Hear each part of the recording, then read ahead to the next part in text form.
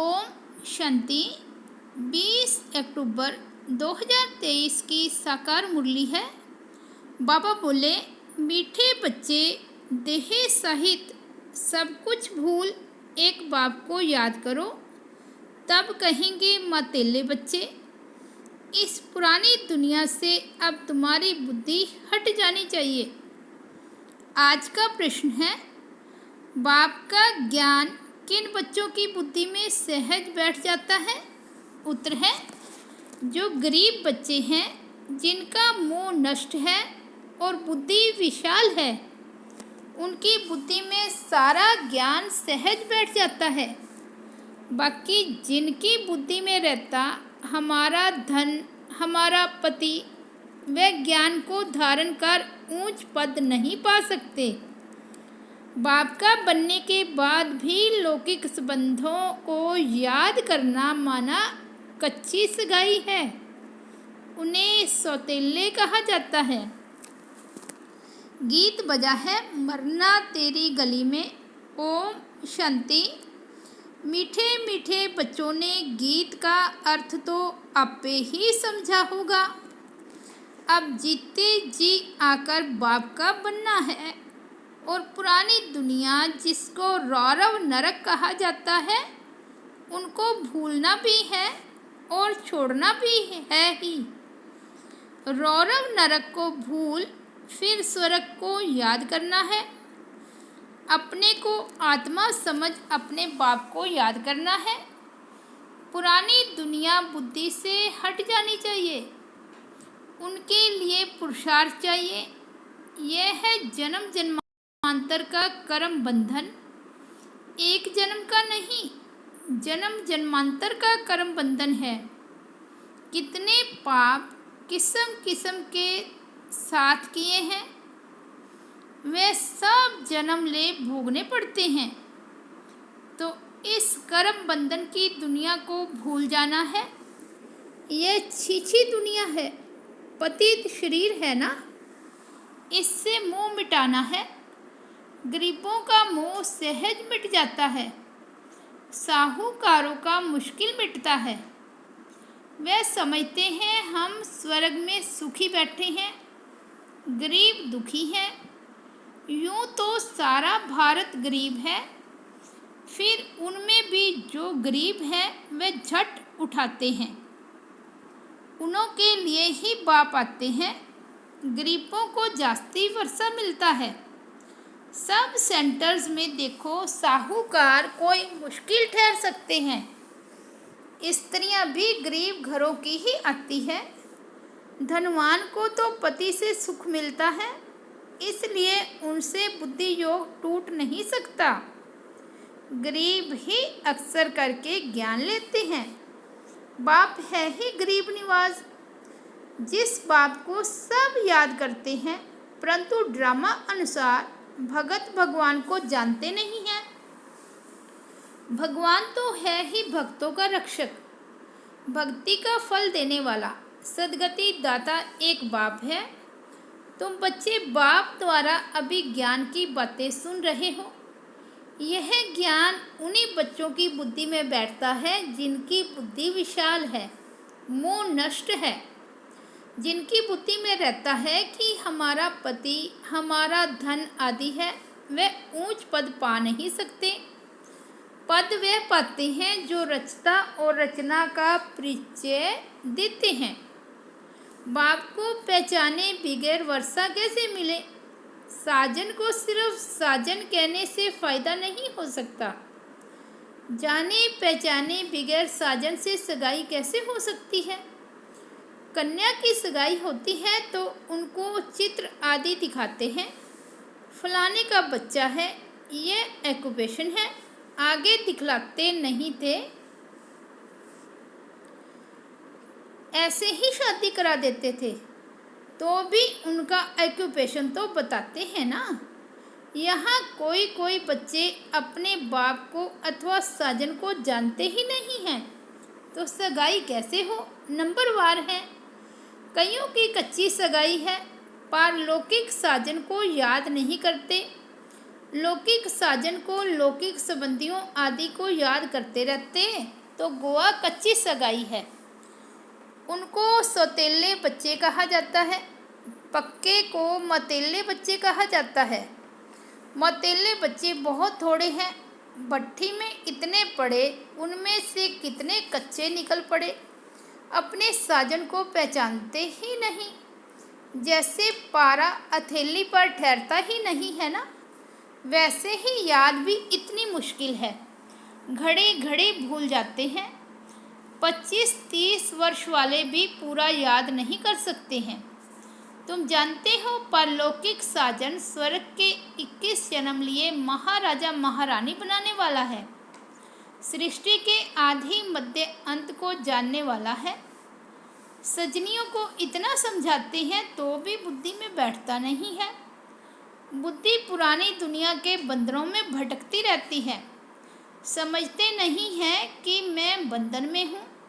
संबंध तो चाहिए एक का, बाकी सब है बंधन।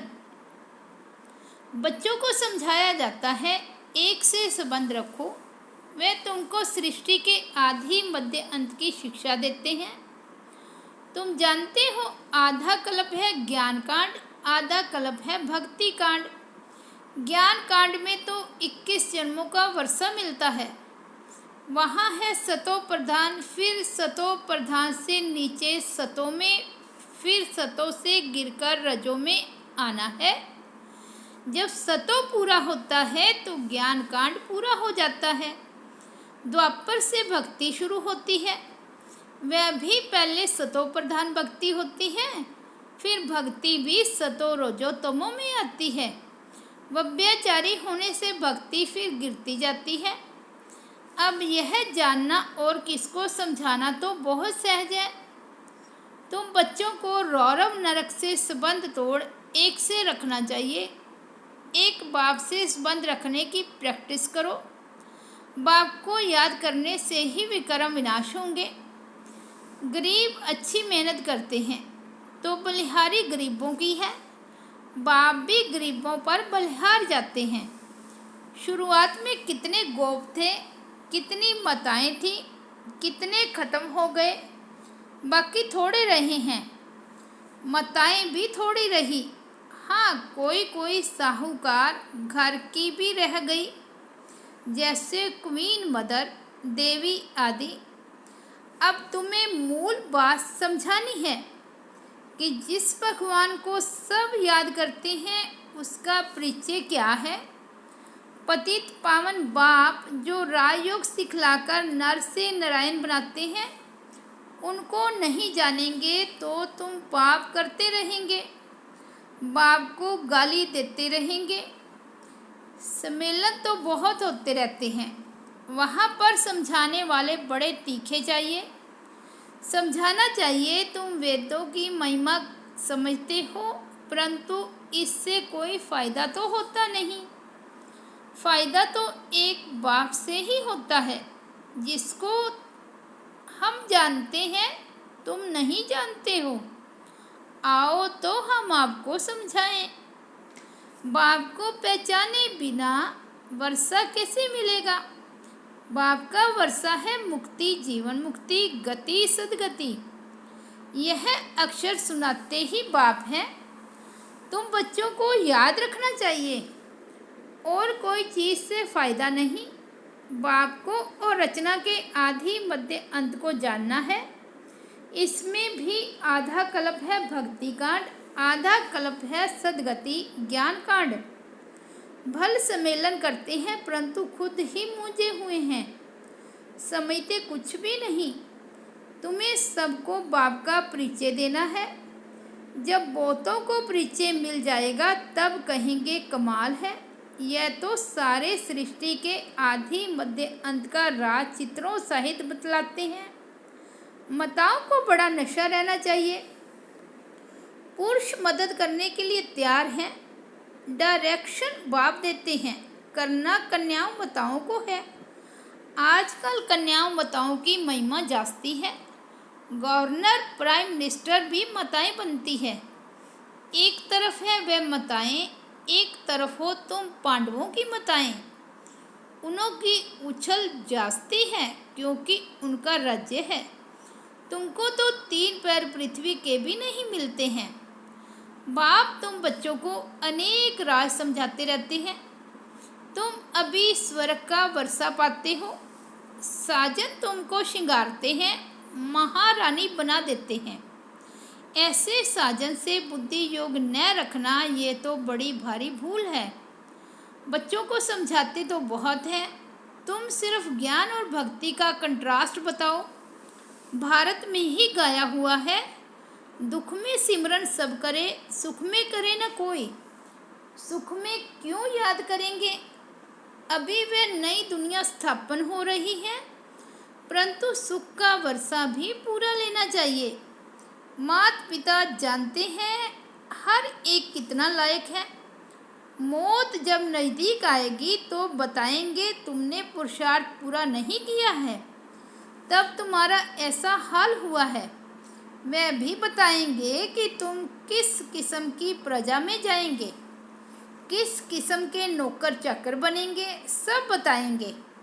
अच्छा, कई बच्चे समझते हैं आज हमने मुरली बहुत अच्छी चलाई, परंतु नहीं, यह तो शिव बाबा आकर मदद करते हैं। अपना अहंकार नहीं होना चाहिए। तुमको तो बाप सिखलाते हैं जो तुम सुनाते हो। बाप न होता तो तुम्हारी मुरली काहे की। मुरलीधर के बच्चों को मुरलीधर बनना चाहिए, नहीं तो ऊंच पद पा नहीं सकेंगे। भल कुछ ना कुछ फ़ायदा हो जाता है। कोई सेंटर खोलते हैं तो बहुत आशीर्वाद मिलती है। इतना समय पढ़ाई की है तो आपे ही सर्विस कर सेंटर जमाना चाहिए। खुद सीखते हैं तो क्या औरों को नहीं सिखला सकते। ब्रह्मा कुमारी की मांगनी करते हैं तो बाबा समझ जाते हैं शायद खुद में इतना ज्ञान नहीं है। बाकी यहाँ आकर क्या करते हैं, बाबा तो समझाते हैं बादल आए रिफ्रेश होकर जाएं, वर्षा बरसाएं, नहीं तो पद कैसे पाएंगे। मम्मा बाबा कहते हो तो गद्दी पकड़कर दिखाओ। यह भी कोई को अहंकार नहीं आना चाहिए कि हमने दिया। तुम कुछ भी न दो, बाबा तुमको कौड़ी के बदले हीरा देने से भी छूट जाएगा। अच्छा, मीठे मीठे सिक्की लदे बच्चों प्रति माता पिता बाप दादा का याद प्यार और गुड मॉर्निंग। रूहानी बाप की रूहानी बच्चों को नमस्ते। हम रूहानी बच्चों की रूहानी बाप दादा को याद प्यार गुड मॉर्निंग और नमस्ते। धारणा के लिए मुख्य सार फर्स्ट पॉइंट है, एक के साथ सर्व संबंध रख बुद्धि योग अनेक बंधनों से निकाल लेना है। एक के साथ पक्की सगाई करनी है, बुद्धि योग भटकाना नहीं है। दूसरा पॉइंट है, बाप समान मुरलीधर बनना है। मैंने अच्छी मुरली चलाई, इस अहंकार में नहीं आना है। बादल भरकर वर्षा करनी है। पढ़ाई की है तो सेंटर जमाना है। वरदान है, बाप को सामने रख ईर्ष्या रूपी पाप से बचने वाले विशेष आत्मा भव। ब्राह्मण आत्माओं में हम शरीक होने के कारण ईर्ष्या उत्पन्न होती है। ईर्ष्या के कारण संस्कारों का टक्कर होता है, लेकिन इसमें विशेष सोचो कि यदि हम शरीक किसी विशेष कार्य के निमित्त बना है तो उनको निमित्त बनाने वाला कौन। बाप को सामने लाओ तो ईर्ष्या रूपी माया भाग जाएगी। अगर किसी की बात आपको अच्छी नहीं लगती है तो शुभ भावना से ऊपर दो, ईर्ष्यावश नहीं। आपस में रेस करो, रीस नहीं, तो विशेष आत्मा बन जाएंगे। स्लोगन है, बाप को अपना साथी बनाकर माया के खेल को साक्षी हो देखते चलो। बाप को अपना साथी बनाकर माया के खेल को साक्षी हो देखते चलो। मातेश्वरी जी के मधुर महावाक्य। अपना असली लक्ष्य क्या है। पहले ये जानना जरूरी है कि अपना असली लक्ष्य क्या है वो भी अच्छी तरह से बुद्धि में धारण करना है, तब ही पूर्ण रीति से उस लक्ष्य में उपस्थित हो सकेंगे। अपना असली लक्ष्य है मैं आत्मा उस परमात्मा की संतान हूँ, असल में कर्मातीत हूँ। फिर अपने आप को भूलने से कर्म बंधन में आ गई। अब फिर से वो याद आने से, इस ईश्वरीय योग में रहने से अपने किए हुए विकर्म विनाश कर रही हैं।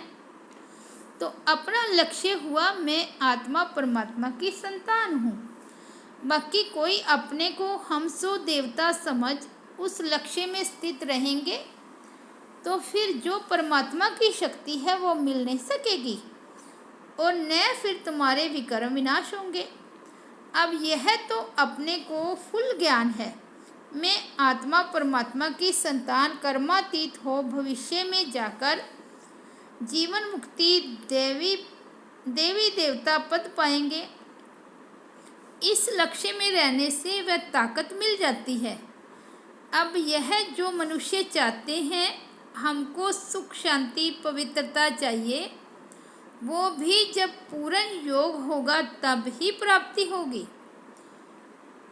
बाकी देवता पद तो अपनी भविष्य प्रलब्ध है, अपना पुरुषार्थ अलग है और अपनी प्रलब्ध भी अलग है, तो यह लक्ष्य भी अलग है।